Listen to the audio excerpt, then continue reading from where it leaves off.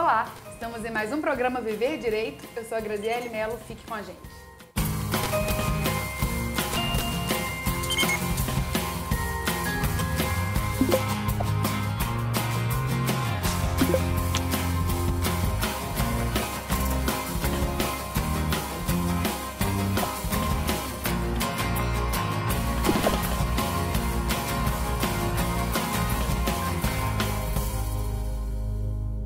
O programa Viver Direito tem sempre um convidado especial e hoje nós estamos com o Dr. Darcio Leopardi Mendes Júnior, que é advogado, professor universitário e trabalha com coach para oratória e comunicação.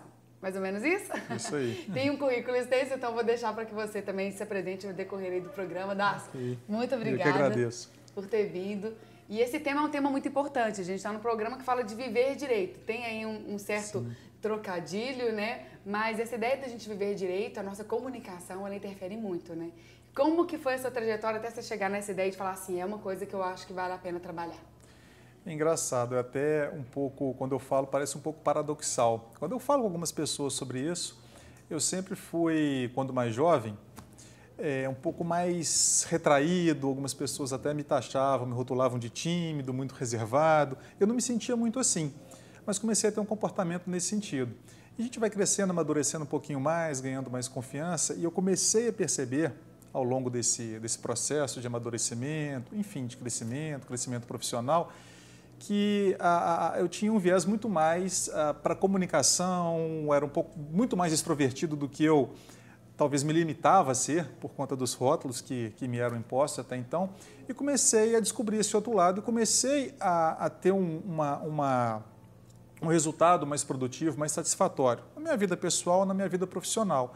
Em decorrência disso, que foi um processo natural, mas ainda bem que aconteceu, eu comecei aí sim, com consciência, aprofundar um pouquinho mais, buscar cursos, leituras, experiências de vida, o que uma boa comunicação, uma boa relação interpessoal e intrapessoal, principalmente, muitas pessoas deixam isso um pouquinho de lado, Verdade. Os benefícios que isso me gerava. E comecei a, propositalmente, a buscar mais conhecimento por meio de leituras, que eu já disse, de cursos de aprendizado, experiências da minha vida também.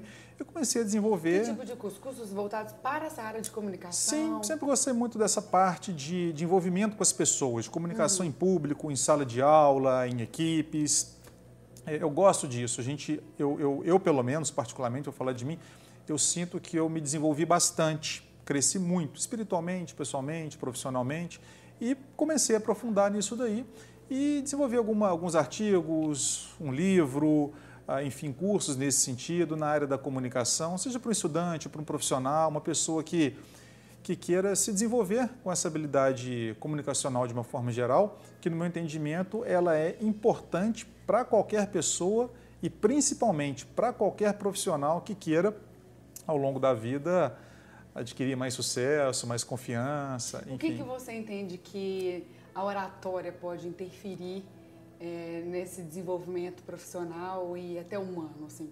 Porque, de fato, a comunicação, ela está aí em tudo. Sim. O tempo inteiro a gente se comunica, igual você falou. Às vezes é consigo mesmo, mas é interação com outras pessoas.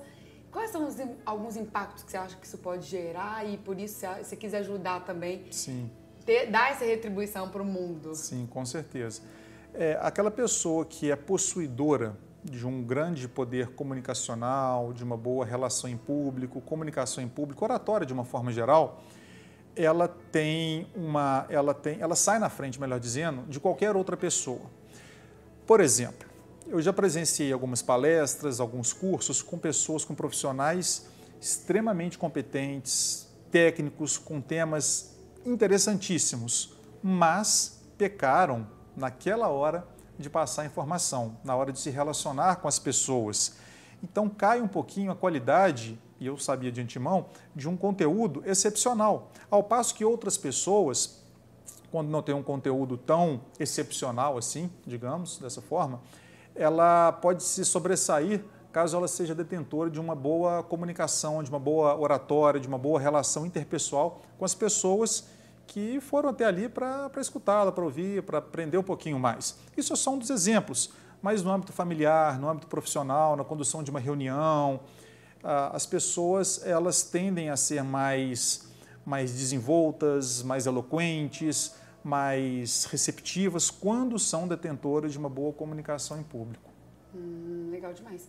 E isso também, pensando nessa ideia de tudo isso que você falou, desse sucesso que a comunicação ainda pode nos gerar, né? Porque acaba abrindo portas. A sua forma de se comunicar de uma maneira mais assertiva, você acaba sendo mais ouvido, a sua comunicação clara e completa e ao mesmo tempo correta. Sim. A pessoa ela te legitima, ele te legitimando, você inclusive consegue grandes cargos de liderança, você vê que são dos melhores comunicadores, né? Os cargos de liderança, muitos vendedores bem-sucedidos têm muito a ver com a forma com que eles se comunicam, que eles acolhem o outro. O que você teria para comentar, por exemplo, sobre isso? Eu vejo que passa com muita propriedade, isso foi colocado por você agora na questão, a pessoa que tem essa habilidade comunicacional, essa desenvoltura na oratória, ela gera muita credibilidade, ela passa credibilidade para as pessoas.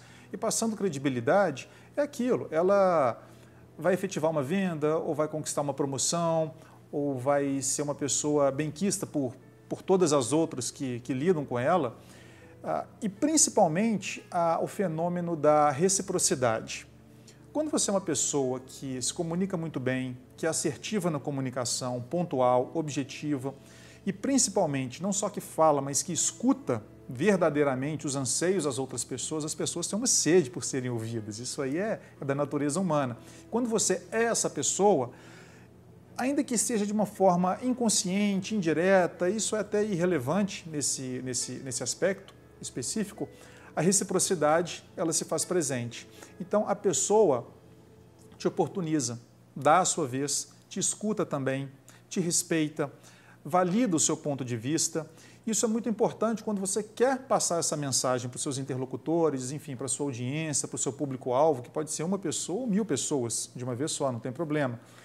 E quando há essa validação, esse respeito mútuo, recíproco, essa reciprocidade, fica fácil de você passar a sua ideia, ou vender alguma coisa, ou tocar as pessoas pela sua palavra. E uma coisa que eu acho que é muito importante, assim, de até de ficar claro assim, para as pessoas aqui, não que você vá fazer com algum interesse. Isso claro, que é legal, que eu acho que é muito interessante. Eu acho que acaba sendo uma consequência. Sim. Eu acho que quando você consegue se comunicar de uma maneira bacana, você tem satisfação porque você conseguiu saciar alguns anseios, igual você falou, você quer ser ouvido, você quer ter voz, você quer compartilhar suas ideias.